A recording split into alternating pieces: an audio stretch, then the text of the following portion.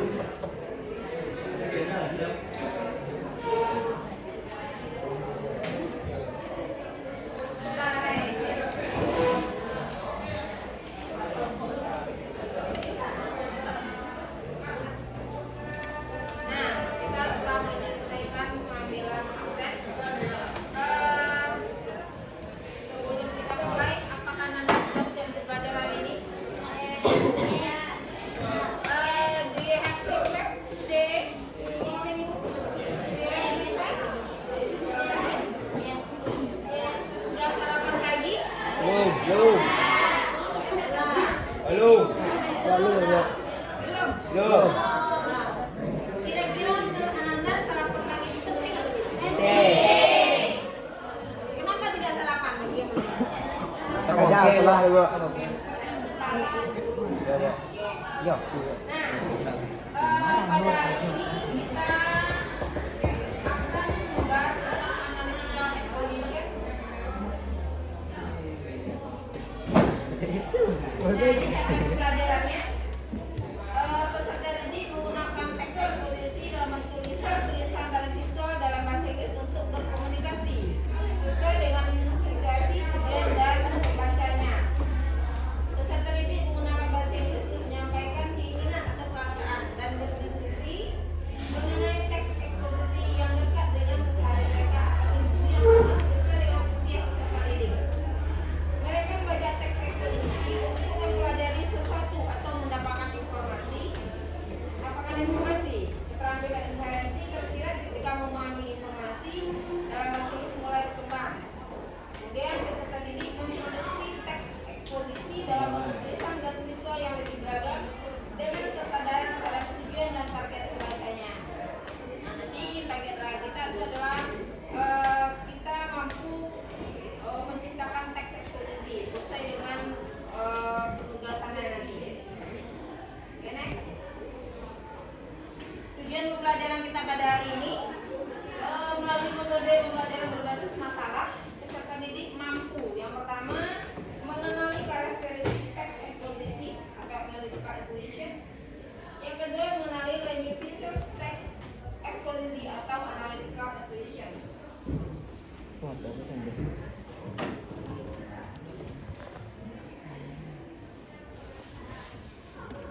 Nah, kita lihat ada 5 hal yang akan kita pelajari pada analytical explanation text ini. Yang pertama definition. Apa itu definition? Definisi ya. Second social function. Fungsi sosialnya. Jadi structure. Struktur teksnya ya. Oke. Kemudian lanjut features. Lanjut apa? Bahasa. Kalau feature ciri-ciri ya, ciri-ciri bahasa ya yang digunakan di dalam teks ini. Last number example. What is example? Contoh ya, good. Okay, next definition. What is definition of analytical explanation? Nah, analytical explanation text is type of text that includes the argumentation text where contains the writer's specific idea about the phenomena surrounding. What is the meaning? Apa maksudnya? Kira-kira apa definisi dari teks analytical explanation ini? Adalah sebuah teks yang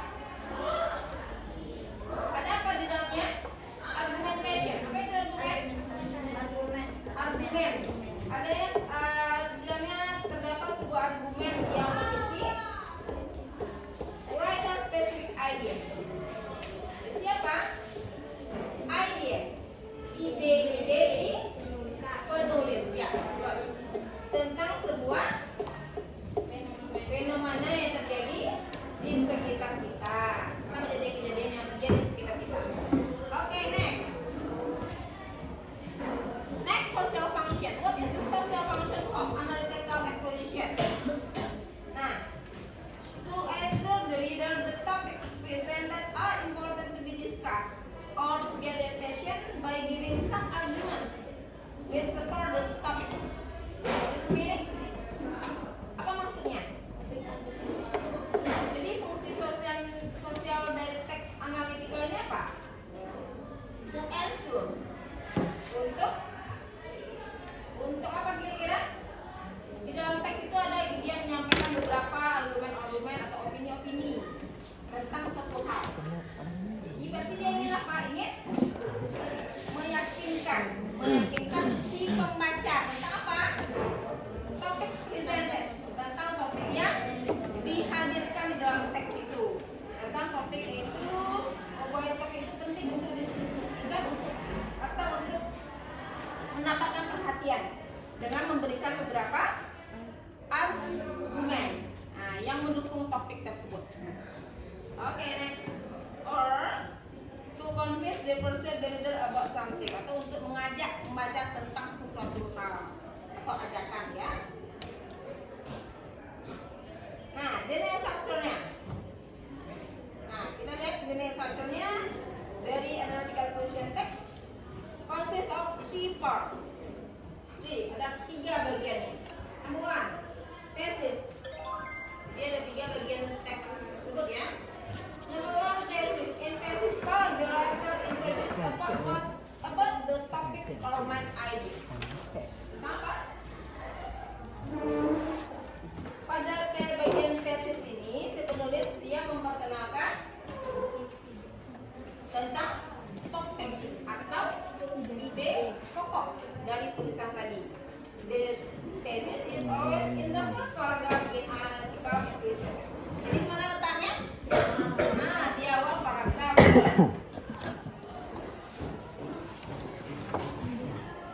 Number 2, argument.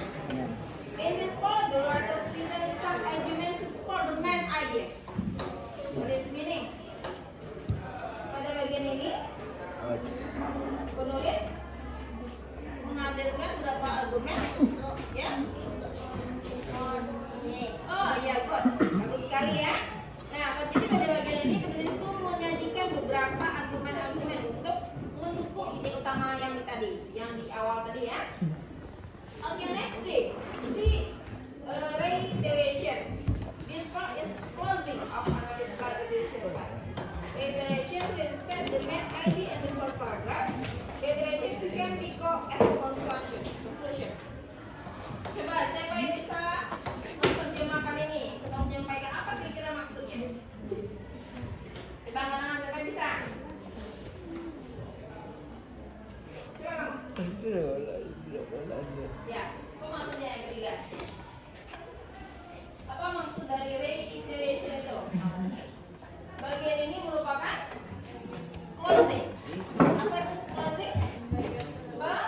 Penutup. Ya, bagian penutup dari sebuah dari teks analytical solution tadi. Kemudian reiteration ini juga riset menguatkan kembali main idea pada paragraf pertama. Reiteration can be called as conclusion. Jadi reiteration ini bisa juga disebut sebagai good conclusion, kesimpulan. Good. Oke, next, value features-nya. Ciri-ciri bahasa yang digunakan dalam teks ini. Yang pertama, use simple present. Use simple present. 2, use relational process. 3, use internal conjunction. And the last, use causal conjunction. Nah, ini ada sebuah teks. Ini example-nya. Example of analytical solution text. Explain computer general properties. Nah, kira apa maksud? Tentang apa teks ini kira-kira? Apakah playing computer? Apakah bermain komputer dangerous? Dangerous apa artinya? Berbahaya bagi kesehatan. Ya, bagus. Apakah bermain komputer itu berbahaya bagi kesehatan? Enggak. Apakah berbahaya? Nah, kita lihat. It's common to see people play computer. They use it for making tasks, or browsing something on the internet. Most of people spend long time for playing computer. Even several people can play the computer. Ini ada 4 paragraf. Coba, kira-kira yang dari 4 paragraf tadi, yang mana yang bagian pertama? Bagian pertama apa namanya tadi? Thesis. Good. Yang mana yang tesis? Paragraf 1, 2, 3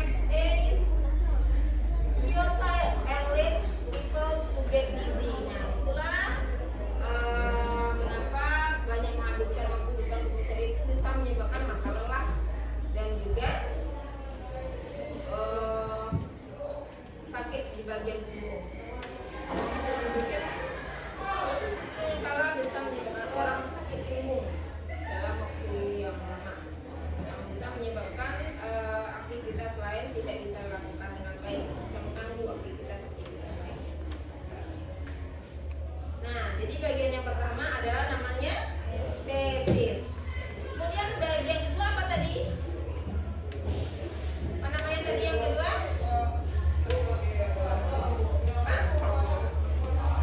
Argument.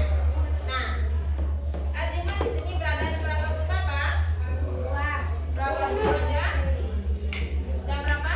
2 dan 3. Ya. Ada di paragraf 2 dan 3. Kemudian yang terakhir apa namanya tadi? Reiteration atau conclusion. Nah, ini dia ya. Biasanya berada di paragraf terakhir. Nah, ini ada lagi, the importance of having breakfast. Berhubungan dengan sarapan yang misalnya tadi. Nah, apa sih keuntungannya? Apa sih pentingnya sarapan pagi itu? Oke, in the busy morning, people can skip their breakfast. Actually, there are many benefits of having breakfast. There are 2 reasons why it is important. Coba, siapa yang bisa mempertimbangkan itu? In busy morning. Di pagi yang sibuk, orang-orang banyak yang mengabaikan sarapan mereka, maksudnya yang tidak sarapan. Sebenarnya ada beberapa benefits. Apa itu benefits? Keuntungan. Ada beberapa keuntungan sarapan pagi itu. Nah, di sini ada 2 alasan yang dikemukakan not focus during the lesson. Jadi kalau kita tidak sarapan, kita tidak fokus. Kenapa tidak fokus? Karena tidak sarapan mungkin terasa lapar, kemudian kita tidak fokus belajar. Kita tidak bisa berpikir dengan jernih. Oke, next. Reason yang kedua atau argumen yang kedua. Having breakfast will also control our appetite. Apa itu appetite? Nah, ini mungkin if we don't eat breakfast, we are much more likely to then are snacking throughout the morning. Apa maksudnya? Apa maksudnya ini? Coba, siapa yang bisa? Kalau kita having this, nah, sarapan pagi itu bisa juga mengontrol analytical ability. Do you understand? Yes. Next, Aku lebih tahu. selanjutnya kita telah Coba buat gaya belajar yang diminati oleh masing-masingnya. Jadi sudah next lagi, sudah kita bagi kelompok. Tadi siapa yang suka, siapa yang suka psikologi, siapa yang suka estetik. Tadi sudah dibagi. Nah, sekarang kelompok yang pertama, kelompok visual. Ini apa bedanya? Visual.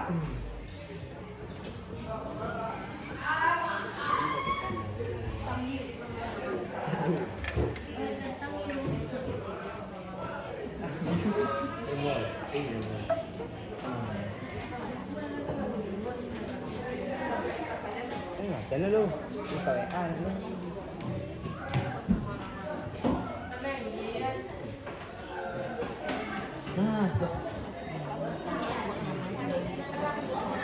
Kurang-kurang mbak kok.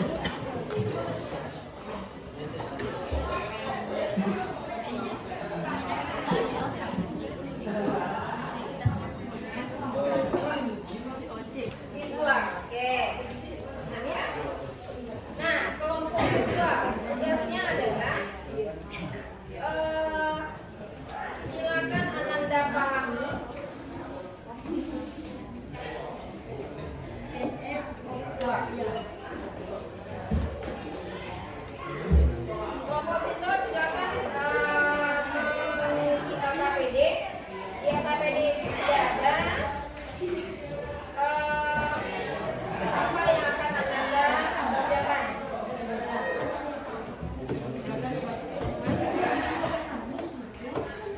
Nah, di sana ada tabel. Kalau ingat kan?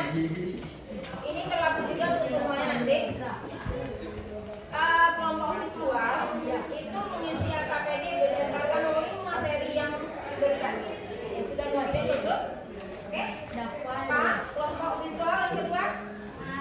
tugasnya. Jadi silakan Anda perhatikan link pembacaan itu grup. Nanti diisi, dimasukkan, diisi LKPD yang telah diberikan Pak. Tugasnya kelompok 2 Pak. Oke, ada kelompok ini. Kelompok apa? Apa namanya? Audio. Oke, ini kelompok audio ya. Silakan kelompok audio. Kelompok audio telah distribusikan link YouTube materi untuk dikerjakan di LKPD. Jadi silakan kamu perhatikan ada link YouTube tentang analytical solution di sana. Jadi kamu pastikan itu kemudian kamu kerjakan, kamu isi LKPD berdasarkan YouTube. Oke, kelompok kinestetik gunakan. Kelompok kinestetik itu yang KPD-nya sudah diberikan, ada juga tabel yang akan diisi. Nah, sekarang silakan Anda ambil yang akan baca di sumber belajar. Silakan. Silakan satu orang per kelompok ambil depan. Silakan dibuka dulu. Maju. Itu ada kertas di sana. Ambil kertas itu. Ya. Ambil satu. Satu aja. Ya. Ya, silakan bawa. Nah, kelompok kinestetik akan membahas ini teksnya. Jadi ada 2 teks di sana. Silakan itu yang akan kamu bahas ke dalam tabel tadi.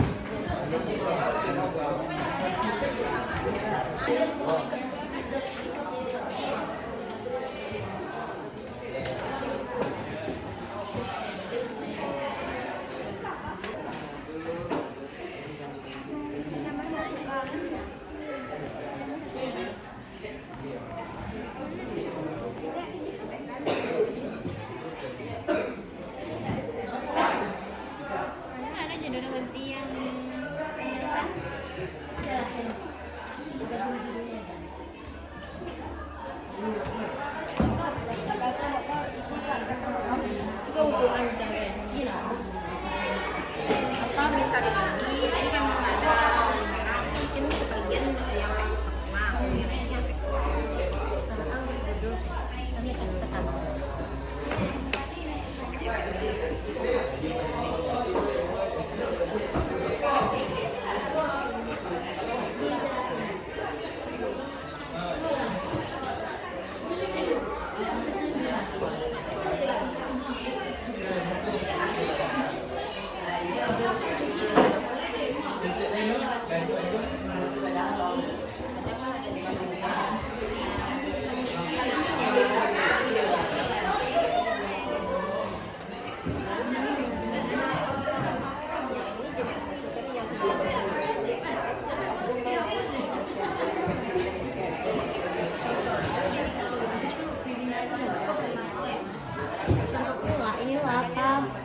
Struktur generik.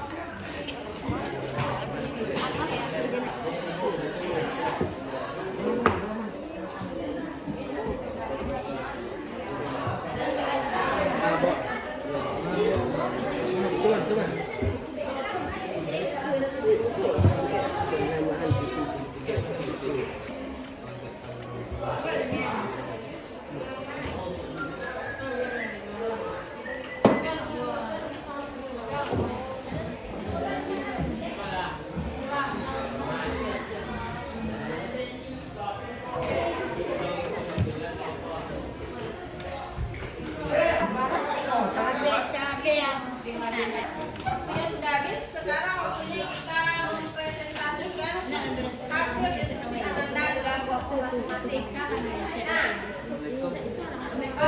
yang pertama, siapa yang bisa?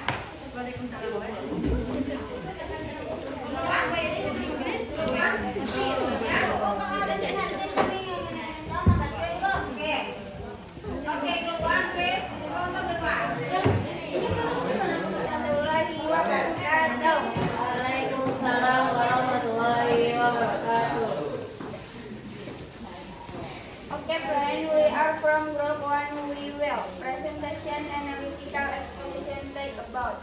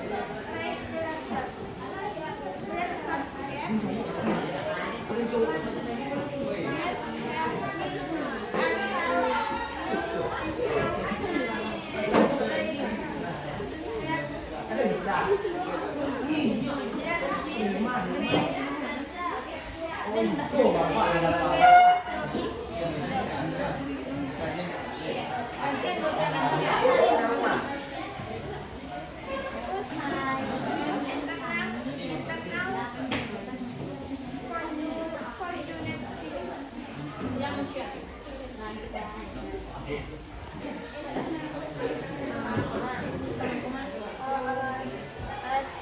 my friend. Assalamualaikum warahmatullahi wabarakatuh. Untuk orang lain ada yang ingin bertanya? Ada yang ingin bertanya? Hasil atau ada yang ingin menambahkan? Atau apakah kamu sudah paham apa yang disampaikan oleh temannya? Oh ya, sudah paham? Paham? Oke, berarti tidak ada pertanyaan? Tidak. Oke, silakan nomor 1 duduk kembali. Dari awal tadi dijelaskan tentang analytical assessment sampai ke contohnya, sampai kamu mengerjakan latihan diskusi di kelompok masing-masing. Coba satu orang, coba apa yang bisa kamu ambil dari pelajaran hari ini? Coba satu. Yang pertama, coba kamu sebutkan apa pengertian, apa definisi dari analytical evaluation. Coba siapa yang bisa? Angkat tangan. Ya, kesimpulannya. Jadi teks analytical evaluation itu tentang apa tadi? Teksnya bagaimana? Siapa yang masih ingat? Apa? Tentang apa teks? Teks yang bagaimana?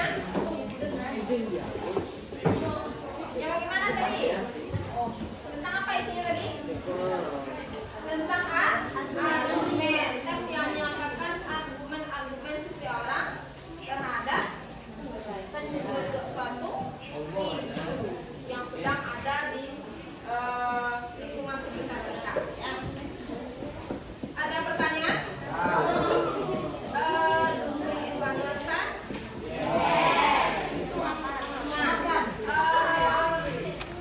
Thank you. That's all our lesson today. Thank you for your attention and see you.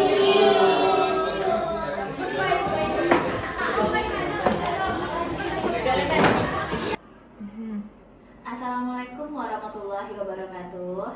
Tadi kami sudah melakukan observasi kelas bersama Ibu Matiana Sri Asia, di mana tujuan dari observasi tadi adalah untuk mengevaluasi pembelajaran. Jadi sebelumnya bagaimana perasaannya Bu setelah kita melakukan observasi di kelas tadi? Ya baik Bu Cici, perasaan saya ketika melakukan pembelajaran di kelas tadi, saya sangat senang karena saya tadi telah menerapkan pembelajaran berdiferensiasi kepada siswa. Bagus sekali ya Bu, karena Ibu sudah menerapkan pembelajaran yang berdiferensiasi. Iya. Baik, saya ada beberapa pertanyaan yang ingin saya tanyakan. Oke. Yang pertama, bisa Ibu ceritakan kembali tahapan-tahapan yang Ibu lakukan di dalam kelas tadi? Iya, jadi ada beberapa tahapan. Tahapan itu dimulai dari tahapan sebelum masuk kelas ya Bu Cici ya. Tentunya saya sebelum masuk kelas saya membuat perangkat ajar dulu. Kemudian setelah baru masuk kelas, setelah itu baru masuk kelas. Di dalam kelas sebelum saya mulai pelajaran, saya melakukan tes diagnostik awal non kognitif kepada siswa. Tujuannya untuk menentukan gaya belajar siswa. Jadi dalam tes itu saya membuat angket, siswa diminta memilih gaya belajarnya sesuai dengan kemampuan mereka, sesuai dengan keinginan mereka. Ada yang audio, ada yang visio, dan ada yang kinestetik gitu. Jadi Ibu ini sudah keren untuk tahapan yang dilakukan dalam kelas, mulai dari perangkat pembelajaran yang sudah dipersiapkan, kemudian sudah ada tes diagnostik di mana menentukan mana anak yang tergolong audio, visual, sama kinestetik. Iya begitu sekali. Kemudian menurut Ibu area pengembangan yang bagian mana yang Ibu lakukan? Tadi saya mengembangkan ada dua area pengembangannya. Yang pertama saya mengembangkan di bidang pengetahuan. Nah, di bidang pengetahuan ini siswa itu mampu dia mengenali karakteristik dari analytical exposition text yang kami pelajari di kelas tadi. Di sana ada definisinya, ada struktur teks dari teks analytical exposition tadi, kemudian ada juga language features-nya atau ciri-ciri kebahasaan yang digunakan di dalam teks tersebut begitu. Jadi Ibu Mariana mengembangkan dua pengetahuan dan keterampilan. Iya, pengetahuan dan keterampilan. Kemudian menurut Ibu, apakah dalam proses pembelajaran atau observasi tadi, menurut Bu ada kendala atau hambatan yang dihadapi? Ya, tadi ada sedikit kendala ya Bu. Tadi di dalam proses diskusi kelompok, tadi siswa itu masih ada yang kurang fokus, masih ada yang kurang terlibat di dalam diskusi kelompoknya atau kurang aktif gitu. Temannya mengerjakan tugas tapi dia hanya diam saja gitu, tidak ikut berdiskusi dengan temannya. Itu mungkin itu yang kurang Bu. Ya, saya juga seperti itu tadi melihatnya Bu. Iya. Karena kalau kendala itu sebenarnya semua guru pun mungkin mengalami. Iya. Tapi dalam proses yang saya lihat tadi memang masih ada sebagian siswa itu yang belum fokus dan belum mau terlibat dalam diskusi. Iya. Kemudian menurut Ibu rencana kedepannya apa yang akan Ibu lakukan? Berdasarkan yang kejadian yang di dalam kelas tadi, karena siswa itu kurang aktif di dalam kegiatan diskusi kelompok, rencana ke depan yang akan saya lakukan, saya akan memancing keaktifan siswa ini untuk bagaimana supaya dia aktif di dalam kelompoknya. Mungkin saya akan menerapkan pembelajaran yang interaktif lagi daripada tadi. Saya bisa menerapkan penggunaan game di dalam kelas, atau menggunakan video-video pembelajaran, menggunakan bisa jadi menggunakan Canva untuk membuat infografis. Kalau tadi infografisnya mungkin saya hanya menggunakan kertas ya Bu ya. Mungkin di tahapan selanjutnya saya bisa menggunakan Canva dan dibuat di Canva dia masing-masing, di HP-nya masing-masing. Mungkin itu akan membuat dia aktif karena tugasnya perorangan gitu. Kalau tadi tugasnya hanya kelompok saja, mungkin di sana yang akan saya terapkan ke depannya. Jadi rencana Ibu ke depannya sangat bagus sekali ya, karena sudah mau mencoba nantinya untuk membuat infografis dari Canva dan menampilkan video pembelajaran agar siswa ini aktif. Mungkin bisa ditambah lagi dengan S-Breaking mungkin. Oh iya. Jadi nanti ya boleh juga, nanti itu masukan yang bagus juga dari Cici. Nanti kita akan melakukan S-Breaking juga ya Bu, nanti supaya siswa ini fokus, siswa mungkin setelah 1 atau 2 jam pembelajaran, karena jam saya 3 jam ya Bu Cici ya. Mungkin setelah 1 jam pembelajaran saya akan melakukan S-Breaking. Kemudian di 1 jam berikutnya lagi kan mungkin siswa itu sudah bosan ya Bu ya. Saya akan melakukan S-Breaking lagi supaya siswa ini tetap fokus sampai jam berakhir. Itu sangat bagus sekali. Terakhir Ibu, menurut Ibu kapan akan Ibu lakukan tahapan-tahapan tersebut? Karena tadi saya sudah mengetahui kekurangan saya dalam pembelajaran, juga sudah ada rencana ke depan yang bisa saya lakukan di dalam kelas untuk memperbaiki kekurangan tadi. Mungkin saya bisa melakukannya secepat mungkin di pembelajaran berikutnya, mungkin bisa diterapkan. Tentunya saya harus persiapkan dulu. Mungkin sehari 2 hari saya siapkan, nanti di hari berikutnya saya akan menerapkan pembelajaran di kelas seperti itu Bu.